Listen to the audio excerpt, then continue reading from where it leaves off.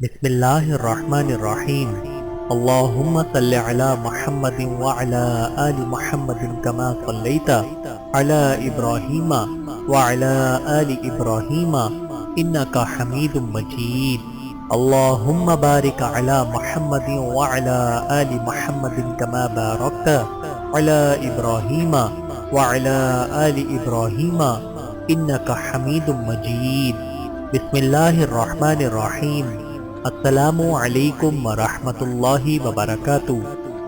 نکاح کی چند باتیں۔ بسم اللہ الرحمن الرحیم نحمدہ ونصلی علی رسولہ الکرام اما بعد۔ اس وقت باقاعدہ کسی بیان کا ارادہ نہیں ہے، بلکہ ابھی کچھ دیر کے بعد انشاءاللہ تعالی نکاح ہوگا۔ تاہم نکاح سے پہلے چند باتیں عرض کرنے کو جی چاہتا ہے، وہ انشاءاللہ تعالی میں عرض کرتا ہوں۔ اس کے بعد نکاح ہوگا۔ لڑکی سے نکاح کی اجازت پہلے لینی چاہیے۔ پہلی بات میں وہ عرض کرنا چاہتا ہوں جو کراچی میں بھی ایک نکاح کے موقع پر عرض کر چکا ہوں، دوبارہ اس لیے عرض کرنا چاہتا ہوں کہ ممکن ہے حاضرین اور شرکائے نکاح میں کچھ لوگ ایسے بھی ہیں کہ انہوں نے وہ بات نہ سنی ہو، اور میں یہ بھی چاہتا ہوں کہ آئندہ بھی اور کسی نکاح کے موقع پر اس بات کا اعادہ کروں، خاص طور پر جب وہ نکاح کسی اور شہر میں ہوتا کہ ہر شہر کے احباب اور اعزاء کو وہ مسئلہ معلوم ہو جائے، اور جب ان کے ہاں نکاح کی تقریب ہو تو وہ اس پر عمل فرمائیں۔ وہ مسئلہ یہ ہے کہ نکاح سے پہلے لڑکی سے نکاح کی جو اجازت لی جاتی ہے یہ عین نکاح کے وقت لینا ضروری نہیں ہے۔ عام طور پر جب نکاح ہونے لگتا ہے تو اس سے کچھ دیر پہلے لڑکی سے نکاح کی اجازت لی جاتی ہے، اور مردوں کو لڑکی سے اجازت کے لیے بھیجا جاتا ہے۔ تو یاد رکھنا چاہیے کہ لڑکی سے عین نکاح کے وقت اجازت لینا جائز ہے، مگر ضروری نہیں ہے، بلکہ نکاح کے وقت اجازت لینے میں بعض قباحتیں ہیں، جیسا کہ میں ابھی انشاءاللہ تعالی عرض کروں گا۔ جب لڑکی سے نکاح کے وقت اجازت لینا ضروری نہیں ہے تو ایسی صورت میں یہ کام نکاح سے پہلے بھی کر لینا چاہیے۔ جس دن نکاح ہونے والا ہے اس دن صبح بھی یہ کام ہو سکتا ہے، ایک دن پہلے بھی ہو سکتا ہے، 2 دن پہلے بھی ہو سکتا ہے، 3 دن پہلے بھی ہو سکتا ہے، اور پہلے اجازت لینے میں زیادہ آسانی ہے، اور وہ آسانی یہ ہے کہ جس طرح نکاح کے وقت مرد حضرات مسجد میں جمع ہوتے ہیں، اسی طرح قریب کی خواتین بھی اس گھر میں جمع ہو جاتی ہیں جہاں لڑکی کا نکاح ہونے والا ہے۔ تو اجازت لینے والوں کو عین نکاح کے وقت جا کر اجازت لینے میں خاصی دشواری ہوتی ہے، جبکہ اس سے پہلے خواتین وہاں جمع نہ ہو تو اجازت لینے میں آسانی ہوتی ہے، اور ہمیں ہمیشہ وہ کام کرنا چاہیے جس میں آسانی ہو، اور اس کام سے بچنا چاہیے جس میں دشواری ہو۔ نبی اکرم حضرت محمد مصطفیٰ صلی اللہ علیہ وآلہ وسلم کی سنت یہی ہے کہ جب آپ کو 2 کاموں میں سے کسی کام کا اختیار دیا جاتا ہے تو آپ ان میں سے جو سب سے زیادہ آسان ہوتا اسے اختیار فرماتے تھے۔ لہذا ہمارے لیے حضور اکرم صلی اللہ علیہ وآلہ وسلم کی سنت اور طریقہ کافی و شافی ہے۔ اس لیے اس بات کا اہتمام کرنا چاہیے کہ عین نکاح کے موقع پر اجازت لینے کے بجائے پہلے سے اجازت لے لینا چاہیے۔ نکاح کی اجازت باپ کو لینی چاہیے۔ جب لڑکی سے نکاح کی اجازت لی جائے تو اس سلسلے میں ہم اہم بات یہ یاد رکھنے کی ہے کہ لڑکی سے نکاح کی اجازت اس کے باپ کو لینی چاہیے۔ اگر باپ موجود ہو اور باپ اپنے ساتھ اپنی بیٹی کو 2 محرم رشتہ دار لے لے، مثلا یا تو بچی کے 2 سگے بھائی یا بچی کے 2 چچا اور تایا کو لے لے، یا بچی کے سگے ماموں کو لے لے، بچی کا سگا ماموں 1 ہو یا 2، سگے بھائی 1 ہو یا 2، اس طرح اس کے سگے بھتیجے ہوں یا سگے بھانجے ہوں، ان میں سے کسی 2 کو بطور گواہ باپ اپنے ساتھ لے لے، اور اپنے ساتھ بچی کے ان 2 محرم کو لے کر بچی کے پاس جائے اور اس کے سامنے اس کے شوہر کا اور اس کے باپ کا نام لے کہ میں تمہارا فلاں بن فلاں کے ساتھ اتنے مہر کی عوض نکاح کرنا چاہتا ہوں، تمہاری اجازت ہے، اور یہ کہہ کر خاموش ہو جائے۔ اگر لڑکی کنواری ہے تو لڑکی سے زبانی اجازت نہ لے، لڑکی سے ہاں یا نہ کا جواب زبانی نہ لے، یعنی زبانی جواب دینے پر اسے مجبور نہ کرے، صرف اپنی طرف سے اجازت چاہنے کے لیے الفاظ کہہ کر خاموش کھڑا رہے۔ اس کے بعد لڑکی اگر خاموش رہے تو بھی اجازت ہے، اور رو پڑے تو بھی اجازت ہے، گردن ہلا دے یا خاموش رہے تو بھی اجازت ہے۔ اجازت 3 بار ضروری نہیں، نکاح کی اجازت لینا 3 دفعہ کوئی ضروری نہیں۔ اسی طرح لڑکی سے 3 مرتبہ زبان سے کہلوانا بھی کوئی ضروری نہیں ہے، صرف 1 مرتبہ واضح الفاظ میں باپ کہہ دے کہ فلاں بن فلاں کے ساتھ اتنے مہر کے عوض تمہارا نکاح کرتا چاہتا ہوں، تمہاری اجازت ہے۔ اس کے بعد خاموش ہو جائیں۔ اب لڑکی خاموش رہے تو بھی اجازت، اور رو پڑے تو بھی اجازت، سر ہلا دے تو بھی اجازت، ہنس پڑے تو بھی اجازت۔ بہرحال یہ اس کی اجازت ہو گئی، اب مزید کچھ کرنے کی ضرورت نہیں۔ اسی طرح اگر لڑکی کا باپ اور دادا خود کسی شخص کو لڑکی سے نکاح کی اجازت کے لیے بھیجیں تو اس کے سامنے بھی لڑکی کا زبان سے اجازت دینا ضروری نہیں، اور 3 دفعہ اجازت لینا بھی ضروری نہیں۔ 1 مرتبہ اجازت دینا اور خاموش رہنا کافی ہے۔ اب اجازت ہو گئی اور اس کی اجازت کے 2 گواہ ہو گئے، اب وہ آئیں اور آ کر فارم کے اندر اپنے نام وغیرہ لکھوا دیں اور رجسٹر کی کارروائی مکمل کر لیں۔ اجازت لینے نامحرم مرد نہ جائے۔ نکاح کے موقع پر لڑکی سے اجازت لینے کے لیے کوئی نامحرم مرد کو جانا جائز نہیں، عام طور پر اس کا خیال نہیں رکھا جاتا۔ نکاح کے موقع پر اجازت لینے کے لیے کبھی لڑکی کے بہنوئی کو بھیج دیا جاتا ہے، یا لڑکی کے جو رشتے کے بھائی ہیں جیسے چچا زاد بھائی، مامو زاد بھائی، تایا زاد بھائی، خالہ زاد بھائی، پھوپھی زاد بھائی، ان کو بھیج دیا جاتا ہے، یا لڑکی کے پھوپھا کو بھیج دیا جاتا ہے، یا لڑکی کے خالو کو بھیج دیا جاتا ہے۔ یاد رکھیے یہ سب نامحرم مرد ہیں۔ ان نامحرموں کو لڑکی سے نکاح کی اجازت کے لیے بھیجنا، جبکہ اپنی بیٹی آراستہ بیٹھی ہوئی ہے، سجی ہوئی بیٹھی ہے، اس کی بے پردگی کرنا ہے اور بے آبروئی کرنا ہے جو گناہ ہے۔ اس لیے نکاح کی اجازت کے لیے لڑکی کے محرم کو بھیجنا چاہیے۔ باپ اجازت لینے میں نہ شرمائے۔ اس سلسلے میں باپ کو ذرا برابر بھی نہیں شرمانا چاہیے، اور اسے بالکل کوئی آر محسوس نہیں ہونی چاہیے۔ اللہ پاک نے اس کو بچی کا ولی بنایا ہے، سرپرست اور ذمہ دار بنایا ہے۔ جب ذمہ دار بنایا ہے تو اپنی ذمہ داری پوری کرے۔ اس ذمہ داری میں یہ بھی داخل ہے کہ وہ اپنی بچی سے نکاح کی خود اجازت لے۔ پہلے زمانے میں باپ کا عجیب حال ہوتا تھا کہ جب اس کی بیٹی کے نکاح کا موقع آتا تو وہ چھپ جاتا، کہیں میں کسی کو مل نہ جاؤں، کسی کو نظر نہ آ جاؤں کہ میری بیٹی کا نکاح ہو رہا ہے۔ اجازت لینا تو دور کی بات، وہ لوگوں سے چھپا چھپا پھرتا تھا، اور لوگ اس کو تلاش کرتے تھے کہ لڑکی کا باپ کہاں ہے جس کی بیٹی کا نکاح ہو رہا ہے، وہ کہاں ہے، اسے ڈھونڈتے تھے۔ خدا جانے اس میں کیا راز تھا، کیا حکمت تھی۔ بہرحال یہ بالکل غلط طرز عمل ہے جو پہلے پایا جاتا تھا۔ الحمدللہ اب یہ صورتحال نہیں ہے۔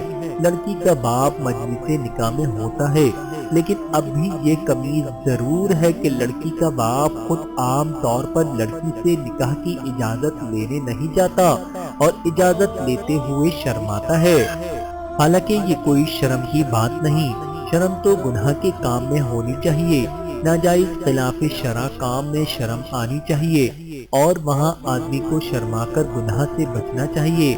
اور اپنی بیٹی کا نکاح یہ تو عین عبادت ہے، عین سنت ہے، عین خوشی کا موقع ہے، تو ایسے موقع پر کہاں کر شرمانا، بلکہ خود بحیثیت ولی کے آگے آنا چاہیے، اور خود اپنے ساتھ 2 گواہوں کو لے کر جو بچی کے محرم ہو اجازت لینی چاہیے، اجازت لینے والا محرم ہو۔ لیکن بہرحال اگر باپ خود نہ گیا اور اس نے اپنی طرف سے کسی اور شخص کو اجازت لینے کے لیے بھیج دیا تو جس کو اجازت کے لیے بھیجا گیا ہے اس میں بھی یہی ہونا چاہیے کہ وہ بچی کا محرم ہو۔ مثلا باپ اپنے بھائی کو بھیج دے جو بچی کا چچا ہوگا، یا بچی کے ماموں کو بھیج دے، یا بچی کے سگے تایا کو بھیج دے، اس طرح سے کسی اور محرم کو بھیج دے اور اس کے ساتھ 2 گواہ بھی بچی کے محرم ہونے چاہیے۔ بے پردگی کا گناہ۔ نکاح کے موقع پر اجازت لینے میں ایک قباحت یہ بھی ہے کہ اس گھر میں خواتین آراستہ پیراستہ جمع ہوتی ہیں، اور نکاح کی اجازت کے موقع پر جب بچی کا باپ اور 2 محرم اجازت لینے کے لیے آئیں گے تو اگرچہ تینوں بیٹی کے حق میں محرم ہیں، لیکن ان کے لحاظ سے دیگر خواتین تو اکثر نامحرم ہی ہوتی ہیں، اور اس موقع پر عام طور سے خواتین کہنے کے باوجود پردہ بھی نہیں کرتی، اور جب ان سے کہا جاتا ہے کہ اجازت لینے والے آ رہے ہیں پردہ کر لو، اور یہ اعلان ضرور کرنا چاہیے، بلکہ جن کے گھر میں یہ شادی ہو رہی ہو وہ علل اعلان تمام خواتین سے کہیں کہ بچی سے اجازت لینے کے لیے وکیل اور گواہ آ رہے ہیں، آپ سب پردہ کر لیں۔ خواتین کی بے پردگی۔ لیکن تجربہ یہ کہے کہ کہنے کے باوجود اکثر خواتین پردہ نہیں کرتی، بلکہ ایسے موقع پر سننے میں یہ آیا ہے کہ بجائے پردہ کرنے کے جھانکنے کی کوشش کرتی ہیں، یعنی آگے بڑھ کر یہ دیکھنے کی کوشش کرتی ہے کہ نکاح کی اجازت لینے والے کون آئے ہیں، جبکہ حکم نامحرم مردوں کو بھی یہ ہے کہ نامحرم عورتوں پر قصداً نظر نہ ڈالیں، اپنی نظر کو نیچے رکھیں۔ نامحرم عورتوں کو حکم یہ ہے کہ وہ ان سے پردہ کریں، اور پردہ کرنے کے ساتھ ساتھ اپنی نظر بھی نیچے رکھیں۔ اب نکاح کے موقع پر اجازت لینے میں اللہ تعالیٰ کے ان احکامات کے خلاف ورزی ہوتی ہے، اس لیے نکاح کی اجازت پیشگی لینی چاہیے تاکہ عین نکاح کے وقت جو گناہ ہو سکتے ہیں ان سے بچنا آسان ہو۔ نامحرم کو وکیل بنانے میں گناہ۔ اگر خدا نخواستہ کسی نے کسی نامحرم مرد کو وکیل بنا کر بھیج دیا اور اس کے ساتھ 2 محرم مرد بھی بطور گواہ کے چلے گئے تو جناب بھیجنے والے نے بھی گناہ کیا، اور یہ جاننے والے بھی گناہ گار ہوں گے، اور جو 2 گواہ چلے گئے وہ بھی گناہ گار ہوں گے، اور گھر کے اندر جتنی بھی خواتین ہوں گی وہ عام طور سے نامحرم ہوں گی، اور وہ سب خواتین بھی پردہ نہ کرنے کی وجہ سے گناہ گار ہوں گی۔ گھر والوں کی اصلاح کی فکر۔ ایک بات تو یہ تھی جو میں نے عرض کرنا چاہ رہا تھا، دوسری بات یہ عرض کرنی ہے کہ ہمیں اپنے گھر کے اندر اپنی خواتین کی بھی اصلاح کی فکر ہونی چاہیے۔ جہاں اپنی اصلاح کی فکر ہونی چاہیے وہاں اپنے گھر کی خواتین کی بھی فکر ہونی چاہیے، جس میں سب سے پہلے ان کی نماز کی پابندی کی فکر رکھنی چاہیے۔ یہ ہر ماں باپ کی ذمہ داری ہے کہ اس کی بچیاں اور بچے نماز کے پابند ہوں۔ وہ اس بات کا دھیان رکھیں کہ بچے اور بچیاں اس بات کے پابند ہو گئے ہیں یا نہیں۔ تسبیحات کی تلقین۔ دوسرے ان کو کچھ مستحبات کا بھی پابند بنانا چاہیے۔ ان مستحبات کا پابند بنانے سے دنیا اور آخرت کے بڑے فائدے حاصل ہوتے ہیں۔ اس میں سے ایک یہ کہ ان کو صبح و شام کی تسبیحات کی تلقین کرنی چاہیے۔ بچے بھی بچیاں بھی صبح و شام کی تسبیحات پڑھا کریں۔ وہ تسبیحات جو عام مسلمانوں کے لیے ہیں، وہ کسی پیر اور شیخ سے مرید ہونے کے بعد ہی مرید کے لیے ضروری نہیں، بلکہ وہ عام ہیں۔ ہر مسلمان مرد و عورت کو ان کا پابند ہونا چاہیے۔ قرآن کریم کی تلاوت۔ روزانہ گھر کے ہر فرد کو تلاوت کی تلقین بھی ہونی چاہیے۔ خواتین بھی مرد بھی، بچیاں بھی بچے بھی سب صبح سویرے اٹھیں، سب سے پہلے فجر کی نماز ادا کریں، اس کے بعد قرآن شریف کی تلاوت، اس کے بعد تسبیحات، ہو سکے تو مناجات مقبول کی ایک منزل پڑھ لیں۔ اگر کسی کو زیادہ مصروفیت ہو تو آدھی منزل، لیکن آدھی منزل تو بس طلباء اور طالبات کے لیے ہے یا ان نوکری پیشہ لوگوں کے لیے جن کو صبح سویرے ڈیوٹی پر جانا ہوتا ہے، ورنہ تاجر پیشہ لوگوں کے لیے تو کوئی دشواری نہیں۔ لہذا سویرے قرآن شریف کی تلاوت کے بعد ایک منزل مناجات مقبول کی پڑھ لیا کریں۔ جن کو عربی میں پڑھنے کی مہارت ہے وہ عربی میں پڑھیں۔ جن کو عربی کے اندر پڑھنے میں دشواری ہو وہ اردو والی مناجات مقبول لے لیں، جس میں اوپر متن عربی میں ہوتا ہے، نیچے ترجمہ ہوتا ہے، وہ مناجات لے لیں۔ دعائے والہانہ، نیز مناجات مقبول کی دعاؤں کا خلاصہ دعائے والہانہ کے نام سے احقر کا ایک کتابچہ بھی ہے۔ اس میں حضرت والد صاحب کی اردو کی دعائیں ہیں جو مناجات مقبول کا ترجمہ ہے، تو یہ دعائے والہانہ لے لیں، وہ اپنے کلام پاک کے نیچے رکھ دیں، اور جب قرآن شریف پڑھ کر فارغ ہو تو دعائے والہانہ کی دعائیں مانگ لیا کریں۔ جب آپ اس کو پڑھیں گے اور مانگیں گے تو اندازہ ہوگا کہ سرور دو عالم صلی اللہ علیہ وآلہ وسلم نے ہمارے لیے کیسی کیسی دعائیں مانگی ہیں، لہذا ہم مانگیں گے تو پائیں گے، جب نہ مانگیں گے تو کہاں سے پائیں گے؟ وہ تو مقبول دعائیں ہیں، بس ان کو مانگنے کی دیر ہے۔ نوافل کا معمول، تیسری بات یہ کہ کچھ نوافل کا بھی معمول ہماری زندگی میں ہونا چاہیے، مردوں کی زندگی میں بھی، خاص طور پر خواتین کی زندگی میں ان کا اہتمام ہونا چاہیے۔ 2 نفل کم از کم اشراق کی، اگر کوئی چاشت کو بھی اس کے مستحب وقت میں پڑھ سکتا ہے تو بہت ہی بہتر ہے، ورنہ چاشت بھی اشراق کے ساتھ پڑھی جا سکتی ہے۔ اشراق کا جو وقت ہوتا ہے وہ سورج نکلنے کے 10 منٹ کے بعد ہو جاتا ہے۔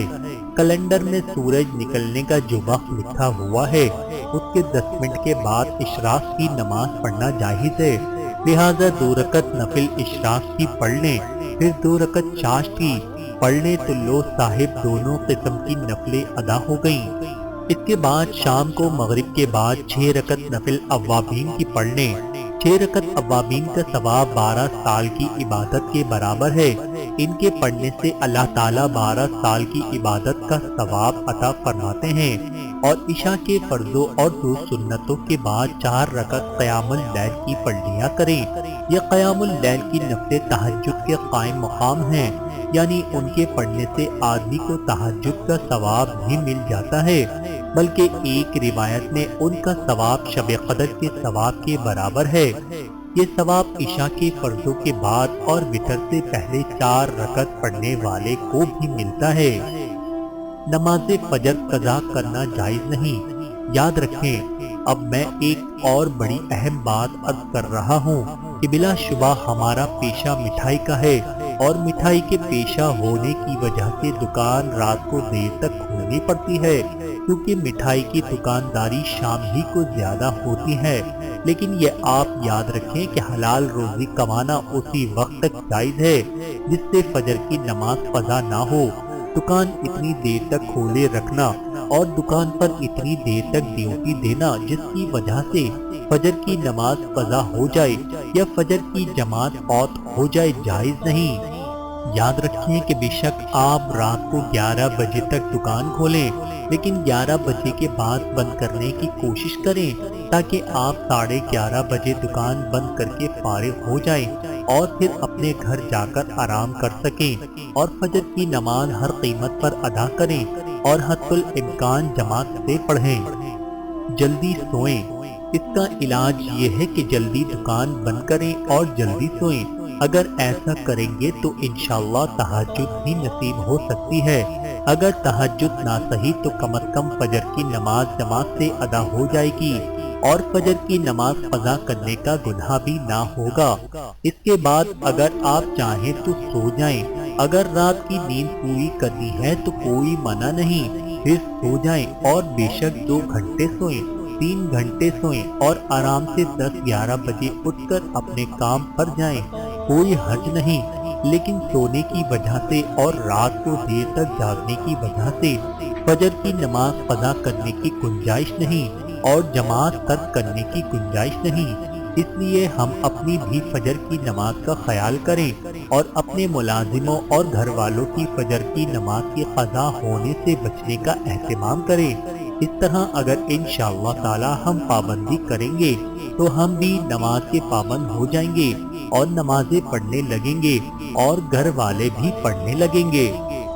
خلاصہ بیان، بہرحال ہم اپنی زندگی کو دین کے سانچے میں ڈھالنے کی کوشش کریں اور اپنے گھر والوں کی زندگی بھی دین کی طرف لانے کی فکر کریں، اور اس کے علاوہ جو گناہ کی باتیں ہمارے گھروں میں ہو رہی ہیں ان کے دور کرنے اور ختم کرنے کی کوشش کریں، کیونکہ یہ ذمہ داری بھی ہمارے اوپر ہے، لہذا ہم اپنی اس ذمہ داری کو ادا کریں۔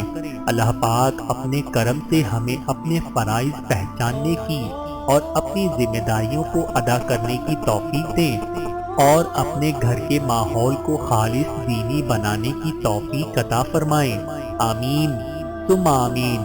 وآخر دعوانا ان الحمد للہ رب العالمین، وصلی اللہ تعالی علی النبی الکریم محمد وآلہ واصحابہ اجمعین۔